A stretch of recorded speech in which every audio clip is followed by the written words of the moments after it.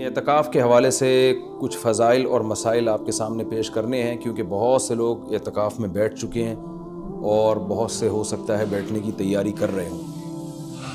اعتکاف وہ عمل ہے جو رسول اللہ صلی اللہ علیہ وسلم نے پابندی سے فرمایا۔ جب آپ صلی اللہ علیہ وسلم کا آخری وقت تھا، عمر کا آخری حصہ تھا، تو اس میں آپ صلی اللہ علیہ وسلم پابندی سے اعتکاف فرمایا کرتے تھے۔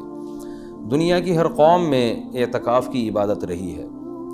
جو بت پرست لوگ ہوتے تھے وہ فَنَظَلُّ لَهَا عَاكِفِينَ، قرآن کہتا ہے کہ وہ بھی بتوں کے سامنے جو ہے وہ ادب سے اور اس خاص قسم کی ہیئت بنا کے بیٹھ جایا کرتے تھے۔ تو جب اسلام دنیا میں آیا تو اسلام نے ہمیں بتایا کہ ہم نے اگر عبادت کے لیے اپنے آپ کو باؤنڈ کرنا ہے تو ہم صرف اللہ کے لیے کر سکتے ہیں اپنے آپ کو باؤنڈ، اور وہ بھی مسجد کے اندر۔ تو نبی صلی اللہ علیہ وسلم نے مسجد میں اعتکاف فرمایا۔ اس وقت سے لے کے آج تک امت آپ صلی اللہ علیہ وسلم کے اس عمل کو فالو کر رہی ہے۔ اس کی فضیلت کیا ہے؟ رسول اللہ صلی اللہ علیہ وسلم نے فرمایا ایک دن کا اعتکاف، بشرطے کے اخلاص کے ساتھ ہو، ایک دن کا اعتکاف آپ نے فرمایا انسان کو جہنم کی آگ سے ایسے دور کر دیتا ہے جیسے زمین اور آسمان کا جیسے فاصلہ ہے۔ تو اس عبادت کا بنیادی مقصد یہ ہے کہ انسان پورے سال دنیا کے کاموں میں مشغول رہتا ہے، وہ سال میں کچھ دن اللہ کے لیے نکالے۔ جیسے کوئی شخص ہجرت کرتا ہے اللہ کے لیے، اپنے گھر بار کو چھوڑتا ہے، تو معتکف بھی ایک نوعیت کی ہجرت کرتا ہے۔ وہ اپنے بیوی بچوں کو، اپنے اہل و عیال کو، اپنے رشتہ داروں کو چھوڑ چھاڑ کے اللہ کی گھر میں اور مسجد میں آ کے وہ پڑ جاتا ہے۔ تو اللہ کو یہ عمل بہت محبوب لگتا ہے کہ اتنی مصروفیتوں میں جب لوگ دنیا کی گہما گہمیوں میں مبتلا ہیں، کوئی شخص میری خاطر سب کچھ چھوڑ چھاڑ کے میرے گھر میں آ کے پڑ جاتا ہے کہ اللہ جب تک تو مجھے معاف نہیں کرے گا، جب تک تو مجھے سیدھے راستے پہ چلنے کی توفیق نہیں عطا فرمائے گا، گویا میں تیرا در چھوڑوں گا نہیں۔ تو اللہ کو یہ عمل بہت محبوب ہے، اور پچھلی امتوں میں بھی کسی نہ کسی درجے میں یہ عمل مختلف شکلوں میں مشروع رہا ہے۔ آپ صلی اللہ علیہ وسلم نے اس کی فضیلت بھی بیان کی، اور فقہاء کرام نے قرآن و سنت ہی سے اعتکاف کے مسائل بھی نکالے۔ تو اعتکاف کی سب سے بڑی فضیلت کیا ہے؟ ایک تو وہ فضیلت کہ جو حدیث میں بیان کی کہ مشرق اور مغرب میں جو فاصلہ اور آسمان اور زمین میں جو فاصلہ ہے، اتنا اللہ تعالیٰ جہنم کی آگ سے انسان کو دور کر دیتے ہیں۔ دوسری فضیلت اعتکاف کی کہ اس میں ہم آپ صلی اللہ علیہ وسلم کی ایک سنت کو فالو کر رہے ہوتے ہیں، جو کام نبی نے کیا ہم وہ کر رہے ہوتے ہیں۔ اور قرآن کہتا ہے لَقَدْ كَانَ لَكُمْ فِي رَسُولِ اللَّهِ أُسْوَةٌ حَسَنَةٌ، تمہارے لیے محمد صلی اللہ علیہ وسلم کے عمل میں اسوہ حسنہ، ایک اچھا نمونہ ہے، جیسے انہوں نے زندگی گزاری تم بھی ایسا کرو۔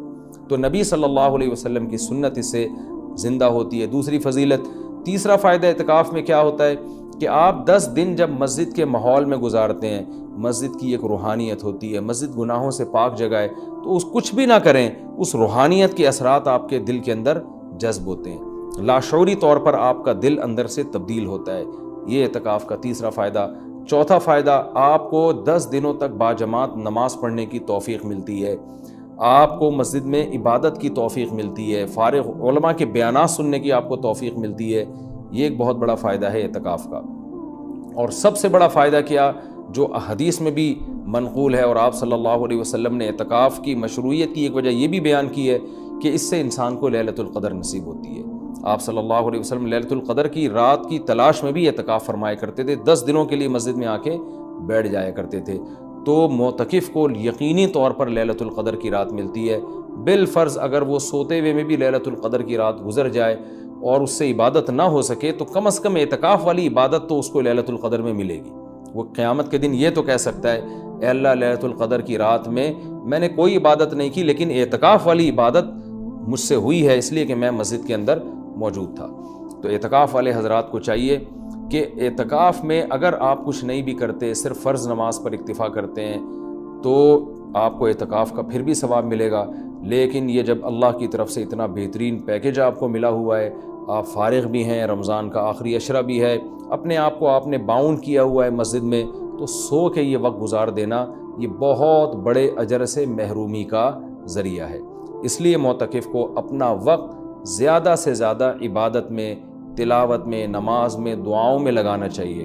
اعتکاف میں انسان کی دعائیں بہت قبول ہوتی ہیں، تو رات کا آخری حصہ بھی ہو اور رمضان کا آخری عشرہ بھی ہو اور اعتکاف کی حالت بھی ہو، تو اتنے یعنی دعا کی قبولیت کا اس سے بڑا سبب کوئی ہو نہیں سکتا۔ تو معتکفین حضرات کو راتوں کے آخری حصے میں دعاؤں کا بہت زیادہ اہتمام کرنا چاہیے، اور معتکف کو چاہیے کہ رمضان کا یہ جو آخری عشرہ آپ نے اعتکاف کے لیے سلیکٹ کیا ہے، تو اس میں صرف اعتکاف برائے اعتکاف نہ ہو، بلکہ یہ ایک ورکشاپ ہونی چاہیے جس میں آپ یہ نیت کریں کہ میں جب مسجد سے نکلوں گا تو میں مکمل چینج ہو چکا ہوں گا۔ اگر آپ کی داڑھی نہیں ہے، آپ اعتکاف میں نیت کریں میں داڑھی کٹانے سے توبہ کروں گا۔